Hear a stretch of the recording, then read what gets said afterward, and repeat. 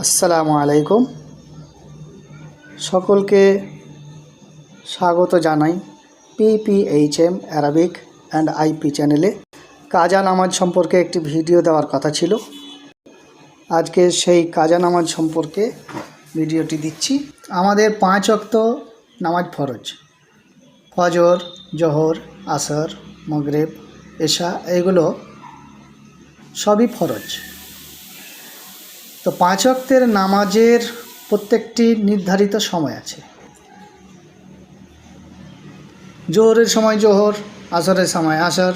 নির্দিষ্ট সময় যদি পেরিয়ে যায় এবং তা আদায় করা না হয় এবং সেটা অন্য সময় আদায় করা হয়, সেই নামাজকেই বলে কাজা। সেই নামাজকেই কাজা নামাজ বলে।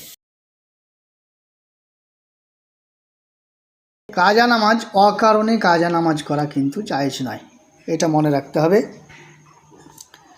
যে কাজা অকারণে করা জায়েজ নয়। এবার কাজা হয়ে গেলে কি করতে হবে?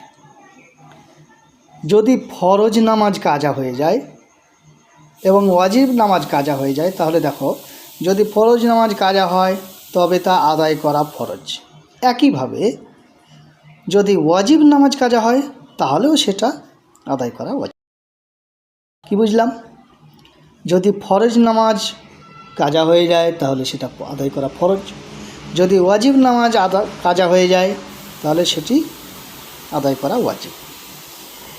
কিন্তু সুন্নাত ও নফলের ক্ষেত্রে সেটা কী হবে?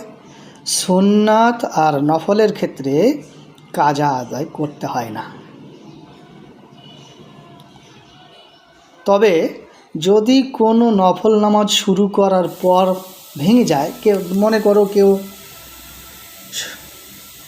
নফল নামাজ শুরু করলো এবং সেটা কোনো কারণবশত সেই নামাজটাকে ছেড়ে দিতে হলো বা ভেঙে গেল, তাহলে কিন্তু সেই নামাজটাকে আদায় করা অবশ্যই দরকার। এক্ষেত্রে বলা হয়েছে যে সেই নামাজ আদায় করা ওয়াজিব। সংক্ষেপে আমরা কি বুঝলাম? যে নামাজ সময় মতো পড়া, এটা হচ্ছে একটা ইসলামের অংশ।